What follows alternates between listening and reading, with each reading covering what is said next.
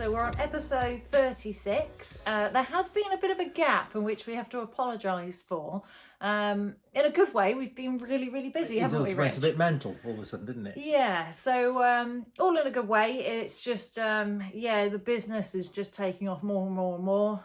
So we've had an awful lot of going on, haven't we? We have. Simulator Good, work actually, yeah. and more kind of private clients on road as well as track. So yeah, it's just been really hard to fit this in because of course in our job there's a lot of travelling around on the road, isn't there? So trying to find somewhere suitable to do it sometimes is a bit tricky.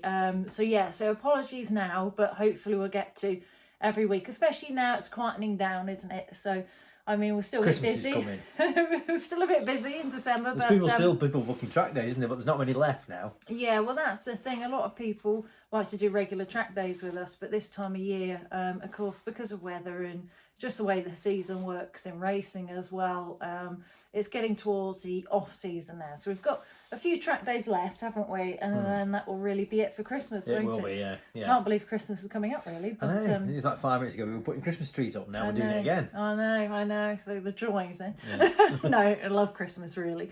So we've been really busy. I mean, what's some of the things we've done? So we've done a bit of everything, really. So we had a new chap on the road in a McLaren 570 GT, which was nice, all around the Forester Bowl and up into the Yorkshire Dales and backgrounds. Lovely. It's a horrible day, but it was some cracking roads up there. Yeah. And then we had lunch in James Herriot Country and well, it's back nice. down again. It was great. It's nice to show people you can still enjoy your car on the road. Yes. And it doesn't have to be done in a reckless way. You know, there's some fabulous driving roads in the UK in general, isn't there? And, it's great to go and explore that in the car and learn a lot about your car as well. I think a lot of people think with high performance cars your only option is to take them on track, but we try and obviously emphasise that you can also enjoy these things on the road and really have a great day out as well. The 570 GT is quite a road focused car as well for a McLaren. Of course it's a dirty, horrible day, raining most of it and everything else, bumpy road, cracking roads, but quite bumpy in places and things like that, and it just got on with it, the car, and it's the most time he'd ever spent in it.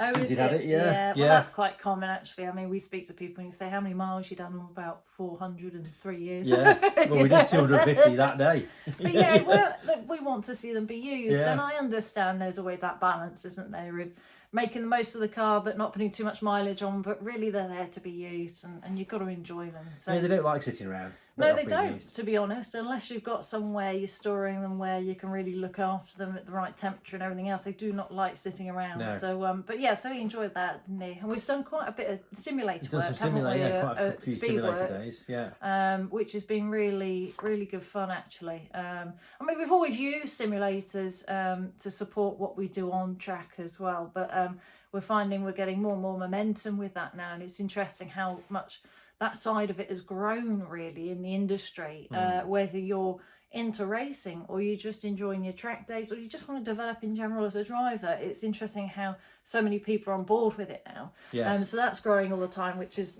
great to see. I took out somebody in a Lamborghini, didn't I? Did. Hurricane. Yeah. Was meant to be a F8 Ferrari as well. Just as well he didn't take that because at Donington, so it was 103 decibels static, which is pretty high. It's pretty loud, yeah. But unfortunately we did one 20-minute session, no issues at all. Then we went back out again and got a warning that the car was too noisy. So we thought, okay, and we had it in the most sporty mode. I can't remember what they call it in the Lamborghinis now, but they're like Sports Plus, let's say. Sportio. So yeah, something like that. So we said to the marshal, would it be okay if we reduced that and just test it? He said, yeah, give that a go. So we did that. And then we got black flags. So we thought, okay, so we'll try something else. And they said, nope, that's it for you for the day now. I think it buzzed the council basically twice. So the council turned around and said, right, that's it, you're off. Which is a real shame because it was basically 103, 104 decibels on the track. So it was a bit of a shame because he was just getting going with it. And I have to say, I'm not the biggest Lamborghini fan. But that car, I tell you what, handled unbelievably. I mean, it's four-wheel drive, but it was so agile. The only thing is we had to manage the brakes a little bit more than we do some cars, even though it's on ceramics. But it's a phenomenal car. Just a real shame it was called short, really. So that's something certainly for next year we'll be looking at with a lot of our clients in some of these very exotic cars is we're going to have to do more unlimited noise days, aren't we, really, just to play it safe. There aren't that many, really. I mean, Silverstone, a lot of their track days are 105 decibel. I mean, you'd be surprised, wouldn't you? Because you think, I mean, where this happened was Donington Park, right next to an airport with planes going over. It's amazing how many issues we have in the industry with noise. And it is a shame because a lot of these are disused airfields. The tracks have been there a long time. Then they build houses nearby, and then suddenly people complain, and it becomes very restrictive for us. So, bit of a shame, but it's something that we're going to try and work around. I mean, you can get silencers, can't you, for the exhaust?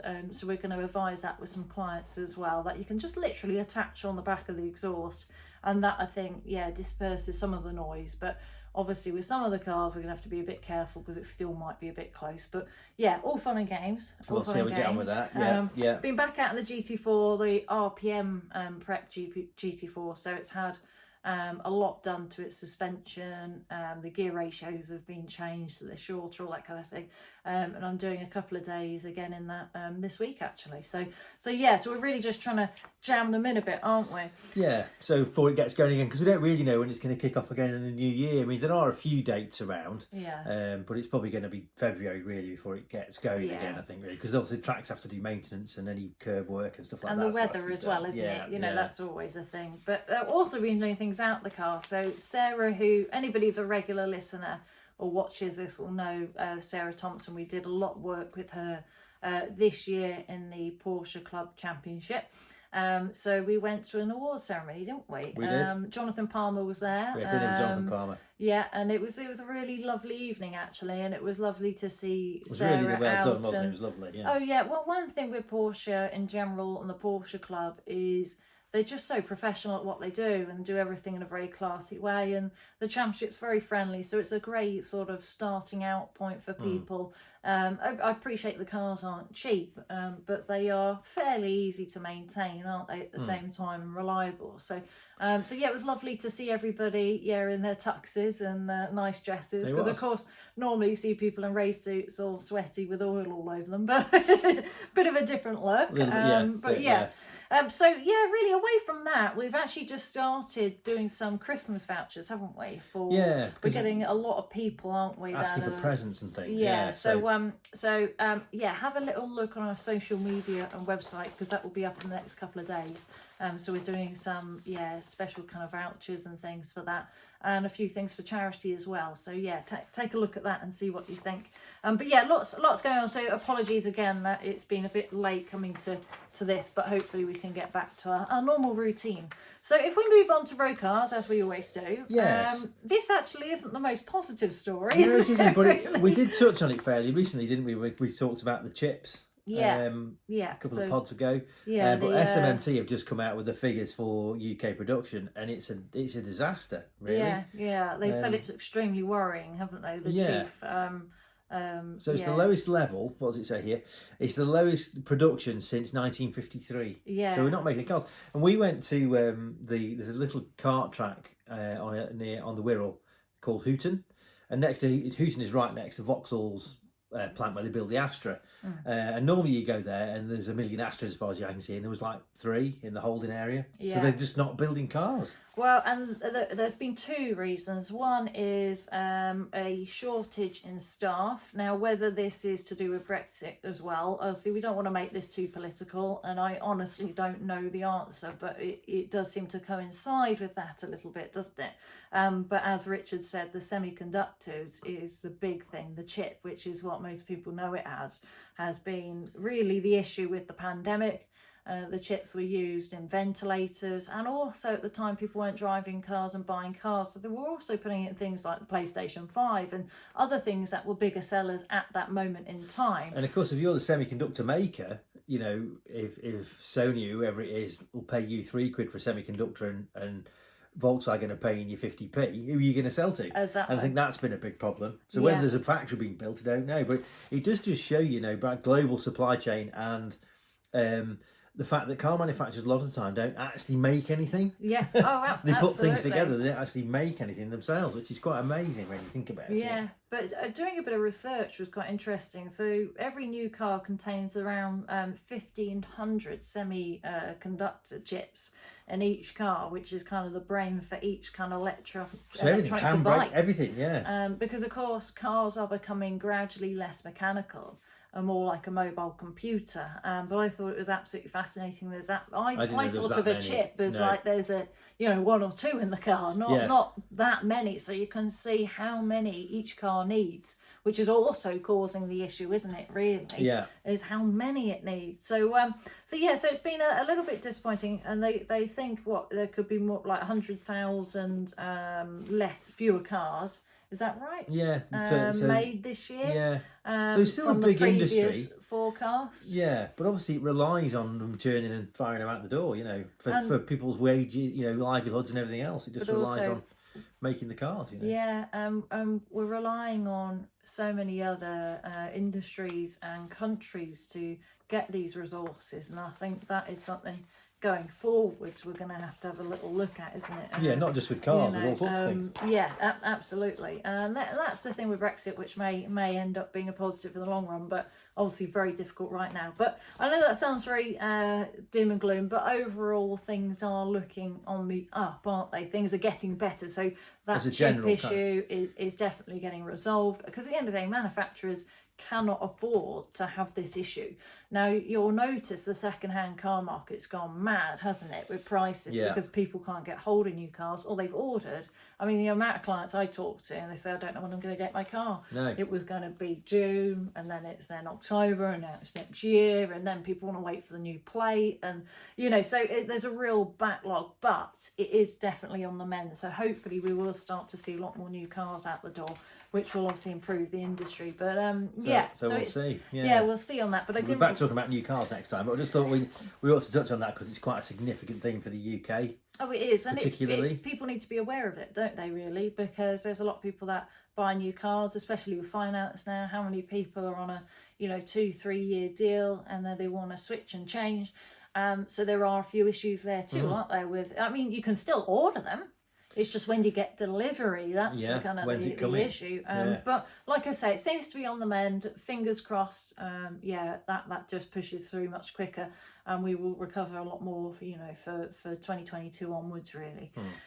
So if we move on to driving, we thought we'd talk a bit about track days, because we get a lot of people asking about track days, don't we? Yeah, well, this year alone we've probably half a dozen people that have taken their first steps on track days this year, haven't we, with us? So people, as we're saying with everything that's going on with how busy the roads are and all that kind of stuff, if you've got a performance car, yes, you can enjoy it on the road, we can help you do that, but there are more people who want to stretch its legs a little bit, and they don't want to go mental, but they do want to just see what the car will do, and they're a bit wary of doing a track day.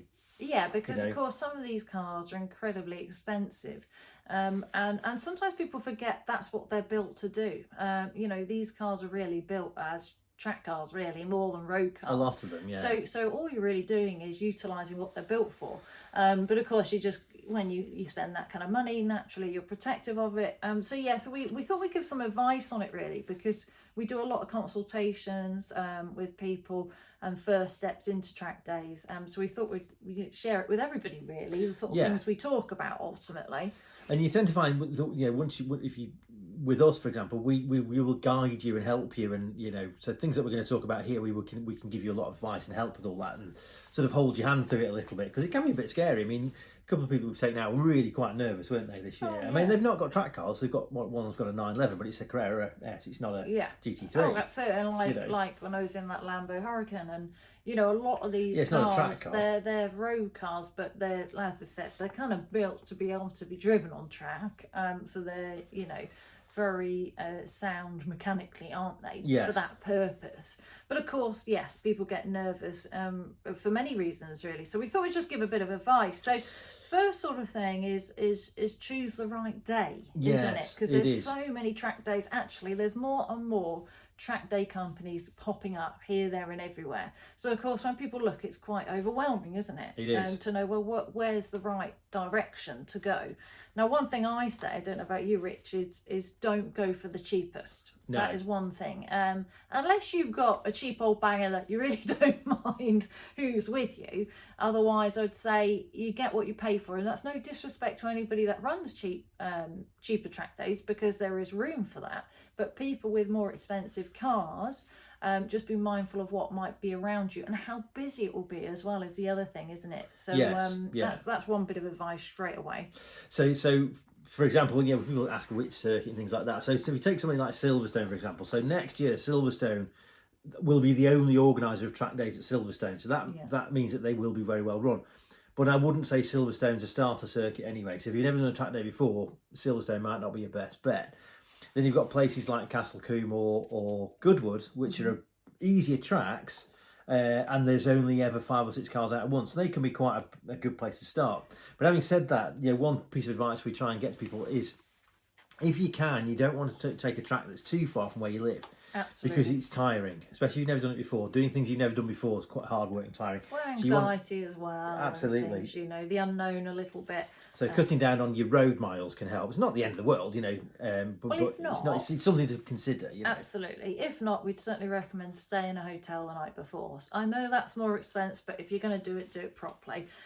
So either, like Rich says, ideally somewhere a bit more local. And we're very lucky in this country that we have circuits all over the country aren't really that far apart. So there's plenty to choose from. But also, if you can minimise that road driving around it, because it's not just obviously staying in a hotel. You've got to think after the track day as well. How fatigued are you going to be? Now, most people generally don't even make it to the end of the day, do they? Before they need to stop, because they're absolutely, especially early on, because there's so much going on, so much to take in, the adrenaline's going, the excitement. So as soon as you start to relax, it really hits you, doesn't it? That tiredness. So you just got to bear that in mind. Certainly a hotel. Definitely the night before, maybe afterwards if you're going a particularly, long distance. But if you can get somewhere more locally. But like Richard said, it does depend also on what track as well. So, some tracks are just a bit more simple to begin with. Now, Silverstone's great in the fact that there's loads of runoff for most of it, but it's huge. It's very complex. That's what's hard for a beginner, is you could spend most of the day just trying to learn it, honestly. So like Richard says, somewhere like Goodwood is brilliant because it's actually fairly simple. The only drawback is there isn't much runoff, so it's a track you really have to sort of build up at, let's say. But a place that we've been taking a lot of beginners to recently is Bedford Autodrome. Because that's not an FIA race circuit. It's been built purposely as a track day circuit. So what's great about that is apart from the odd bit, there is runoff everywhere. So it's a brilliant place to explore, find your feet. And if you've got a coach with you, especially, they can push you a little bit in areas and know it's safe to do so. So that's a really, really good starting point, fairly central for most people as well. But like I said, there are plenty of tracks, but obviously if people want any further advice on that, just give us a shout. And we'll obviously make it more bespoke to you and where you live as well. But also, what about open pit and closed pit? Well, it's pros and cons to either. So open pit basically means that you can come and go onto the track anytime you like.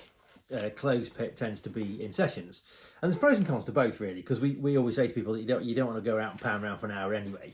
The only thing with closed pit sometimes is if you've only got a 20-minute slot, sometimes other people will go out and go mental because they want to get their 20 minutes in. But they actually don't work that badly, really.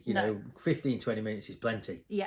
So it's not, it's not the end of the world if it's open or closed pit. It's Absolutely. I think you can make it work either way, like Rich says. So if it's open pit, we'll get to that a little bit later. But ultimately, you can manage the time you're out there, which we'll mention shortly. Closed pit.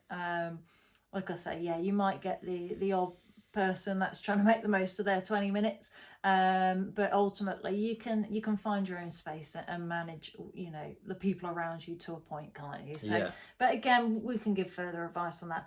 The next thing is insurance, isn't it? This is from the organisers' side, isn't it, here? So a lot of times if you insure your car on a track day, so some insurance companies, you get a few track day covers with it. But generally they have to be with what they call ATDO organisers, so Association of Track Day Organisers. So people like RMA or the circuits, MSV, Silverstone, they will be members of ATDO. And quite often your insurance isn't valid if the organiser isn't an ATDO member, so you have to check that bit out. Absolutely. So just bear that in mind as well. Is if you're getting insurance, which we'd always advise, not everybody will, but if you are getting insurance, just check that as well. With the organizer, or again you can come to us, or any experts in the industry should be able to advise you with that, but you should be able to find that information fairly easy anyway by just asking the organizer, or it's probably on their website anyway. I'd have thought so. Ultimately, the next thing is how many cars are on track. Now this is something that is a bit of a bugbear of mine. Some, without mentioning names, track day organisers just allow too many cars, and I think it can become too crowded. Now, of course, if you're highly experienced, you will manage that situation much better. But if you're new, I would say you want to go for an organiser where they've really limited their numbers. Okay, that does mean you might have to pay a bit more for a track day fee, but the reward is much better. You can find your own space, really focus on you. There is less intimidation in general, isn't there, in that situation, and just enjoy it so much more. So again, it's always worth checking numbers with organisers, isn't it? So something definitely to bear in mind is the cheap ones often normally have obviously a lot more cars to make their profit. Now, if you're very experienced, you'll probably manage that okay, but if you're fairly new, you might want to think twice about that. Ultimately. So then if we move on actually to kind of what you need on the day, and how to manage things, first thing is helmet. We get asked that all the time. Do I need a helmet? You need a helmet. Now most track day organisers will allow you to hire a helmet as well. Or to be honest, you can buy, if you're going to invest and you think, you know what, I'm going to do a few of these or really get into this, it's worth buying your own helmet. Now, you do not have to spend a fortune. You don't have to have an FIA approved fireproof helmet unless you want to. Obviously, you do if you want to race going forwards, but for track days, you don't need that. So there are plenty of helmets that are still incredibly safe, that you don't have to spend a fortune. You can have open face or closed face, depending obviously if your vehicle's a hard top or not as well. So it's worth looking at that. But if you're trying it out for the first time, hire a helmet first, try it out, and just make sure you actually enjoy the day first. It's the first thing before you go invest too much. But it's certainly something worth considering if you're getting into it more and more, which is what we often do with our clients. Is then we have helmets that we loan out, but then obviously some people want to invest in their own as well. And then the next thing is your car suitable. So one of our clients who we do quite a lot of days with changes his car a lot, and he's had a few things. He's tried a few things to do on track days, and every time he takes them, within about 10 minutes, the brakes have gone because it's not been prepped. And not because he's doing anything wrong, but I mean he's just bought a Cayman to do track days with, and he's having it done properly this time. So we'll make sure it's right. So you don't need to go to all that expense, but you do need to make sure that it's been checked over. So if you've got a friendly garage, get them to go through it. Make sure you've got plenty of brake pad material. You've not got the cheapest discs or the cheapest pads on there, because it will make a difference. Make sure your tyres are okay, all that kind of stuff. Just make sure the car is ready. You don't need anything special. You don't need a track prepped car. Well, you do need to make sure your car's okay before you get there. Otherwise, it's a bit of a false economy. People buy cheap pads, discs, that kind of thing, and then, well, firstly, you can't run your car for long on those track days, and secondly, you get through everything so much quicker. Whereas if you invest just in a little bit more, like I say, it doesn't have to be then track focused discs and brakes and all that kind of stuff, but just something that's just of decent quality, that's all. Then you'll find everything will last so much longer anyway. You'll enjoy yourself so much more, and you'll have a lot less worry. So, but we try and advise most of our clients to just get their cars regularly checked at a local garage. Just a quick once over, make sure everything's okay. And tyres is a big thing. Definitely come with plenty of tread on your tyres. Now, it doesn't mean that you have to eat your tyres on the day, but you certainly don't want to start with hardly any tread, because otherwise you run the risk of then going home with illegal tyres, don't you, if you're driving back with it. So something just to bear in mind, really, isn't it? And then noise levels, so we've touched on this a bit. So obviously making sure that your car's legal, because you don't want to get there and find it's over the noise limit, you've got to leave again. So if you can get that, find some way of getting that checked. I mean, most standard road cars will be absolutely fine. It's only technically if you modify things that they make too much noise. Absolutely. So it's you've got to only bear that in mind. Supercars, really, isn't it? So your sports cars should be fine for most. I mean, so all track days will tell you what decibels it is on the day. So some are a static test, so you have to in the pits or whatever, they will get you to rev it to 3/4 revs and then check and tell you what dB noise it was at. But you also have drive-by, which is more of the tricky one, isn't it? So there might be a few sound monitors around the track.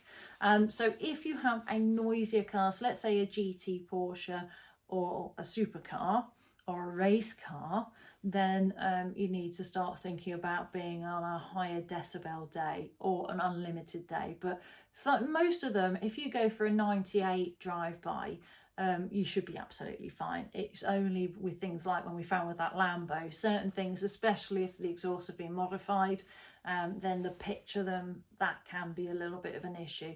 So then you might want to start looking at what's the high. Some will do, like you said, 105 drive-by, and then others will do unlimited. So it's just something just to bear in mind. But for most people, you shouldn't have any concerns at all. It really is only for the top end, as in supercars, or if you've modified your exhaust, where you might need to just check that beforehand, really. But like we said before, you can get silencers that's not that much money at all. There's a lot of race teams that offer it, and they simply clip on to the exhaust. You might still want to then just get it noise tested to make sure you're happy that it, whichever track you're going to, it's going to be okay. But they're not expensive at all, and you can take them straight back off, and it can make a real big difference. So another option, isn't it, really? Yeah. So then when you're on the day, as I think we've said several times on the podcast here, is to build up slowly. First of all, you've got to manage things yourself. So I was saying before about the open pit and closed pit thing. You don't want to go out and do massively big long runs anyway. Go and do 4 or 5 laps, come back in, 4 or 5 laps, come back in. Because that's easier for the car for a start, and it's easier for you as well, because you've got time to, you're not getting overwhelmed. The car isn't getting stinking hot, you're not getting overwhelmed. And it gives you time then to come back in and have a little think about what you're doing. Yeah, absolutely. So normally the most we will do as a maximum with people when we're coaching is 20 minutes. And 20 minutes doesn't sound like much, but trust me, when you are fully focused, adrenaline going, trying to take in this information, pushing yourself out your comfort zone, yeah, you'll be surprised after 20 minutes how tired you will feel. You do 2 or 3 20-minute sessions, you'll be tired. Yeah, absolutely. But also, like Richard says, it's also the car that you're trying to manage as well. So if we can do a cool down lap afterwards, we're trying to manage brakes, tyres, just the general heat. That's why whenever you're out, when you've done your 20 minutes, do a cool down lap, which simply means plenty of air through everything. Absolutely, which simply means just really go at half pace. Obviously, keep an eye and keep out the way of the others. But yeah, try not to use the brakes as much. Just get some air to the brakes, and then when you come in, a common mistake is people go and put the handbrake straight on. Problem is, you can warp your discs if you're not careful. So best thing to do is once you've stopped, you're back in the pits, leave it in gear before you switch it off. And leave handbrake off, and that's definitely a lesson throughout the day when you're on track, isn't it? It is, yeah, for sure. And then when you come back in, keep yourself hydrated. Oh, absolutely. Doing the stuff we've done over the years, worked quite a lot with human performance people, and it's the biggest message they always give out is drink plenty of water, and don't drink loads of it in one go. Sip all day, because you find if you drink loads of it, you need to go to the loo all the time. So just keep on top of your hydration and make sure you eat something. Yeah, it sounds obvious. What people do, again, another client of ours, he would quite often start to feel a bit odd because he hadn't eaten anything. Yeah. You go and eat something, You may find, depending what track you go to, eating healthily may be tricky. It can be tricky, yeah. You might find it's an egg and bacon, roll or something. To be honest, though, it's not... Obviously, diet is very important in general, especially if you get more and more into it. But yeah, as Rich says, the key thing is just making sure you do eat something, because people get nervous, adrenaline's going, so it can really kill your appetite, but your body still needs those resources. So definitely do that. Drink plenty of water as well throughout the day. Just like the car, you're looking after the car, well, you still have to look after yourself as well, don't you? That's absolutely key. One thing we haven't mentioned, though, just briefly wanted to mention, is track day insurance for the car. That's something we haven't mentioned. So I'll be honest, I know some people that don't get track day insurance and will take the risk. Now, ultimately, we will always try and manage with people as much as possible. But that doesn't mean we can manage everything, and there can be sometimes a freak incident. That doesn't have to be your fault. So it is something you seriously do need to consider, isn't it? Is track day insurance. Now, as you mentioned, some companies provide 2 or 3 track days within a policy anyway. What are kind of the main insurers you can go to, would you say? Well, there's insuremytrackday.com and Adrian Flux, I think, are the 2 main ones. There are others, but they're the 2 that I tend to steer people in general direction of. Yeah. And like I say, a lot of the time you have to go with an ATDO organiser, which is what we said earlier on. Yeah. So just, again, something just to bear in mind and think about. I do know people that don't insure their cars. But yes, it's, of course, you got to weigh up, but definitely do some research on that as well, just to make sure you're happy with whatever decision you make, really. And then, of course, coaching, the final thing, what we're here for. Yeah. So the thing with taking a coach with you, you can get instruction on the day. It's a big difference between instruction and coaching. Yes. An instructor will show you where to be on the track and where the break points are and stuff, and make sure you're all right. If you take a coach with you, there's so much more to it, certainly the way we do it, because it starts before you get there. With all the stuff we're talking about here, we'll help you with that. And it takes a lot of the stresses away.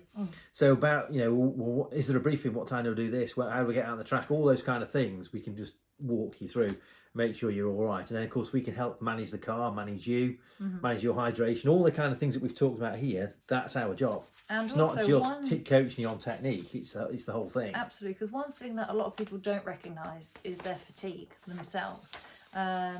So we are pretty in tune with that. When people just start to make little mistakes, doesn't have to be anything major, we can see, right, it's time to stop, have a break. Whereas quite often people on their own won't recognise that and make bigger and bigger mistakes, which obviously then can end up with a bad end to the day, let's say. So there's so much to it. As Rich said, the preparation beforehand, even helping with the track beforehand, sending videos, getting familiar, track maps, just as much as people need, really. Everybody's a bit different, but trying to help in that sense, and then walking people through the day, as well as the techniques and everything as well. So there's absolutely room for instruction, but coaching is a whole package, let's say, isn't it, ultimately? Some track day companies will offer you to sit with somebody for a few laps. Now that's great, as in it gives you a little bit of an idea on that track of where to brake, turn, accelerate, but doesn't necessarily help you long term, especially when you're going to different tracks. You really need to understand the foundations and why you need to do certain things. So yeah, that's where, the coaching is hopefully the whole package. But anyway, sales pitch over. No, it's not something you have to do. And we understand at the end of the day it's expensive and it all adds up, but hopefully increases your enjoyment and satisfaction over the day. So it's something just worth considering, let's say. So we'll move on to motorsport. Now it's getting towards the end of the season for most formulas now, isn't it? So pretty much everything's done, I think, now, really, apart from F1. So F1, the calendar's mad, really, isn't it? I love watching it, but I do think it's probably too much for the people that work in Formula One. The season, when it starts to when it finishes, it's just obscene, really, that it goes into December now. But hey, it's great for us as a viewer, but I do feel for the guys that are, especially mechanics and things, they must never go home and see their families and stuff. It's mad, really. But yeah, so F1 triple header then. So we've got 3 races to go.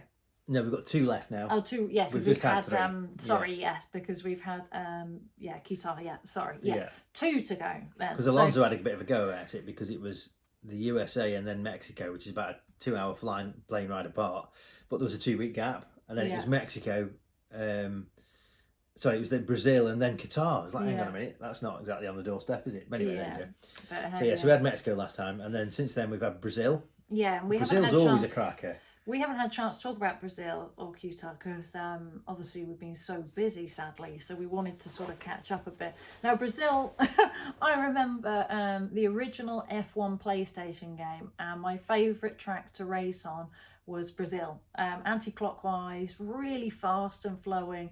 Absolutely loved it. Now I've never driven it in real life, would absolutely love to, but I always find it's one of the best races to watch, don't you? It's always a good race, yeah. But it was quite controversial in many ways, wasn't it, really? Yeah, so, whether we'll get to the bottom of it or whether there's actually nothing wrong, I don't know, but essentially Mercedes turned up with about a 4/10 advantage in a straight line. Yeah, so which I nobody think, really understands. well, compared to Lando Norris, I know Red Bull measured the speed of Lewis in a straight line compared to Lando Norris, and it was something like 37 k's, I think, difference. Something like that, which is massive, absolutely huge. So straight line speed. Now, there's a lot of questions. Should they be replacing parts of engines all the time? Especially if it means you only go back 5 places, because if you've got such then an advantage in pace, it doesn't take too long, especially with DRS as well, to get through the cars. So that's the first question, is should they be able to do that so frequently? Because clearly that has made a big difference, hasn't it? Whatever they're doing with the engines, which Honda yes. have said they don't really understand why they're changing engines all the time. Well, that's why. Yeah. 2/10 advantage in the engine. Oh, and you could see that, couldn't you? It was bang. The difference at Brazil was massive. But of course, there was obviously Hamilton had a penalty, didn't he, at the start of the sprint race, which was all to do with the rear wing.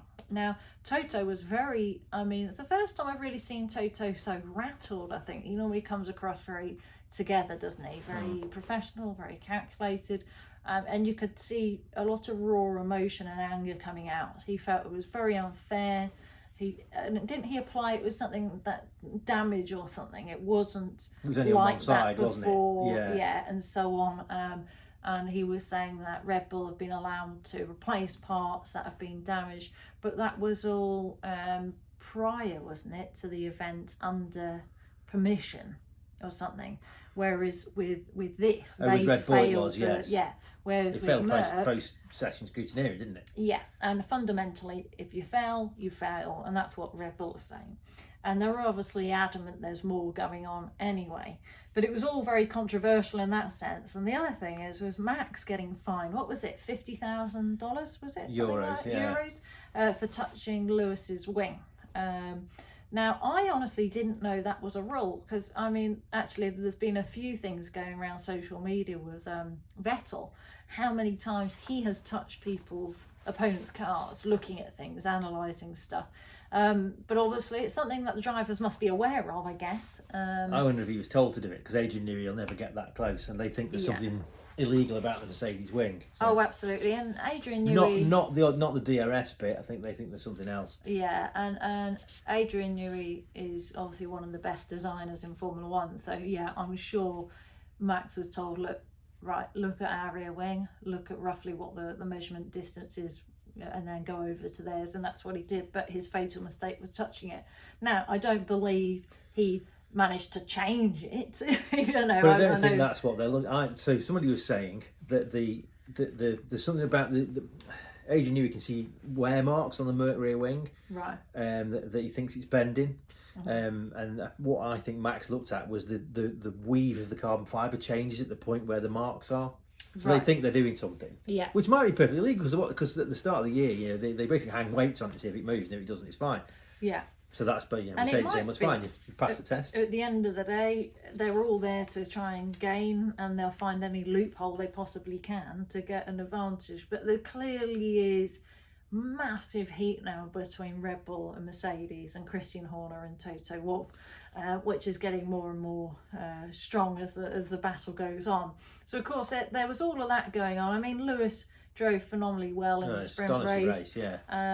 I mean, I don't like DRS, because I think the cars should be able to race closely together and not just overtake down the straights. But hey, it is what it is, and you can't take, whatever the situation, you cannot take away from Hamilton's performance over that weekend. It was incredibly impressive, and he has this ability to, like all greats, to dig deep when things aren't going his way. He will focus and work incredibly hard, which he obviously did. But yeah, the next sort of big question was obviously the epic battle with Max and Lewis, and then what happened at turn 4, if people remember, where they both ended up off the road. Now, the FIA decided not to penalise Max. They did release the onboard footage, and I remember talking to colleagues, and there's really two views here, isn't there? Even with you support. even with, you know, all racing drivers that we know. Now, I think ultimately my thing is we should not have so much tarmac runoff. That to me needs to go. I know there is safety, but we managed to race around Monza, Monaco and other places, and all through the junior ranks they race on tracks that don't have all of this runoff. And I think the problem is it does create these silly moves in a way, because would Lewis have gone round the outside if there was some grass and gravel there? And would Max have done a do or die bold move down the inside with again that same situation? I personally don't think either would have done it, because they would have known the consequences would have been massive. But they both know with that much tarmac, what's the worst that's going to happen? Exactly. You know, and then it creates these constant investigations, penalties, all that kind of thing. But yeah, what did you think to the onboard watching Max? I think my personal opinion is that Max should have had a penalty for doing it. Okay. Because otherwise it's going to open a can of worms. Yeah. You'll have people going off the road everywhere at the next round. Yeah. I mean, I think he should have got a penalty for that. You can't run people off the road. I'm going to say the opposite to you, not to annoy you, but I think all greats have to never give in. Now, I don't mean then crash. I know Senna had many times where he's ended up having an accident, and there's you know you've got to go for a gap and all that stuff. I don't necessarily agree with that, but I do think in Max's situation it was like I have to do everything I can here. You know, the pressure he's under, and he doesn't want to ever give in to Lewis. And of course, there's the ultimate insult: somebody driving around the outside of you. You know, as a racing driver, is the worst thing that could possibly happen. So I think he knew he was going in a bit hot. I don't think when I watched it a few times, I think he just knew turning a lot was just going to generate a load of understeer, then he'd have to lift a bit and that would create a load of oversteer. So he knew he was going in too hot. I don't think he planned to run them both quite as far off the road as they did, but I do understand why he didn't turn loads, because it would have just generated a load of understeer and carried on ploughing forwards anyway. So I kind of get it from both sides. I know why Lewis did it, I know why Max did it, but for me the bigger problem is having all this tarmac around the edges, really. Yeah. I don't like all the penalties all the time. We never used to have that in the sport, and I would like it to move away from that with track limits and everything else. So if we could change the tracks a bit, I think that would be great. But yeah, let us know your views on what you thought on the Brazilian Grand Prix with all the controversial points that we've just discussed. Yeah. So yeah, Qatar then. So Qatar was a bit of a Hamilton whitewash, really, wasn't it? It was, because it was very, very fast track, and he's got a speed advantage. So yeah, it was a bit of a non-event, really. Max just did damage limitation, finished second, and what was interesting that is was that, really. Voucher Bottas said, my car was the same as Lewis's on Friday, and I've now found out, this is after the weekend, found out my car is no longer the same as Lewis's. So I'd be really interested to see if this is just sour grapes, or, you know, when he leaves Mercedes, really what might be going on behind the scenes.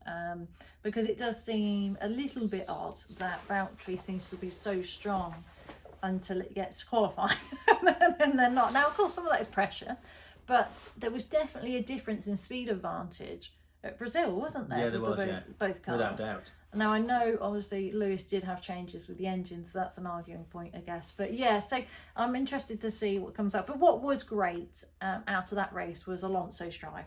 You can't take that away. Yeah, from no, him. I mean, his plan was to lead for a bit, wasn't it, when they interviewed him afterwards? But just, I mean, Alan Prost said, you know, Alonso's ability to read and manage a race is second to nobody's, really. Yeah, you know. And you know, Ocon actually has been really singing his praises. Yeah. Obviously working with different drivers, and I get the impression he really looks up to him and his work ethic, how hard he works. And I think Alonso's always been a difficult teammate, but Alonso's older now, and I think he's sort of taken Ocon under his wing a little bit, and is probably more of a team player than he's ever been before, that's for sure, I think. Yes.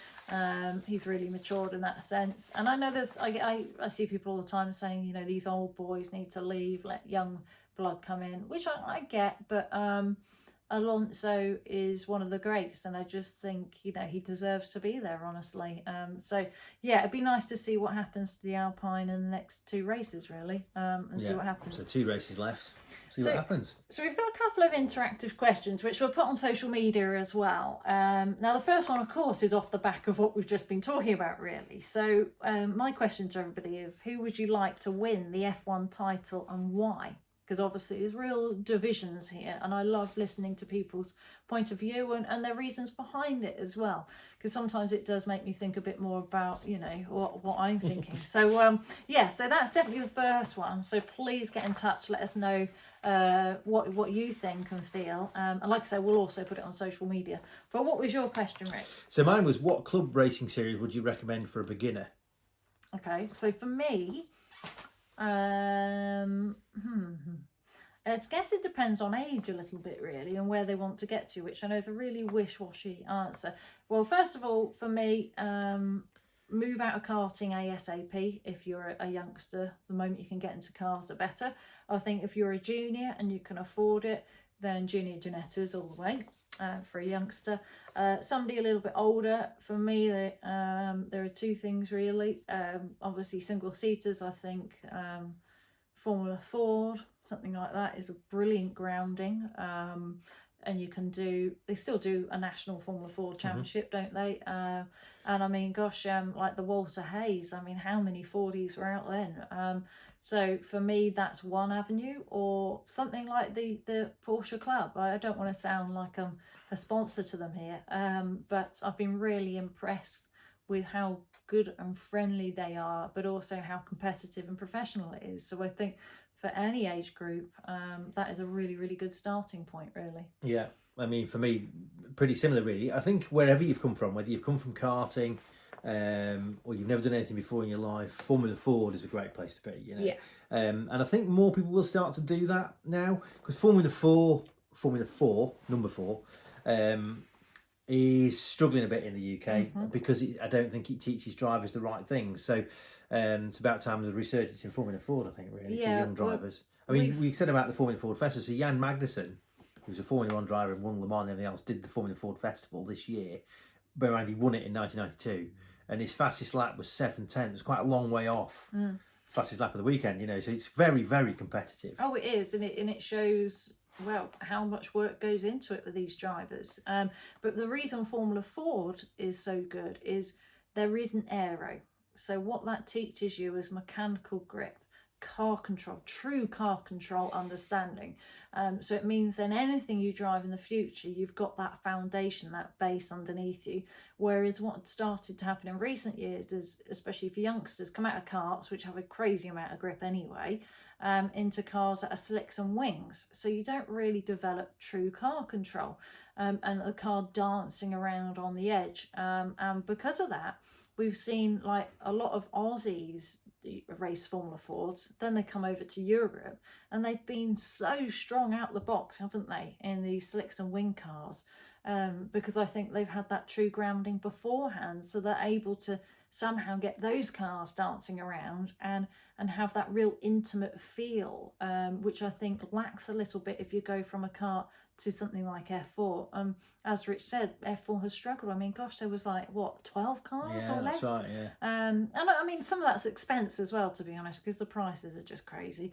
But yeah, so I think that I would love to see come back more and more, and I hope it kind of goes full circle in that sense, really, because we've then got FIA, F3, F2, F1. That's great. That's a great platform for single seaters, but I do think we should have 40s there as well. Yeah. So anyway, we'll stop going on. But now it's come to winter, we've arranged, as I've mentioned a few times, a lot of specials. So keep an eye out for that, because we're doing some recording with quite a few interesting characters, racing drivers, engineers. We've got a Ferrari ambassador as well. So they're all booked in. So they will be released as independent specials. So we'll do little announcements, and they will appear on the channel and the podcast as well. So that's all happening this week onwards. Now the winter season is coming now, really, isn't it? So kind of winter, yeah. Yeah. So anyway, any questions, please get in touch. Like I say, we'll put a lot of this stuff on social media, and thanks for listening and watching, and we'll be back with you next week, hopefully. Okay. Thanks, guys. Bye. Bye.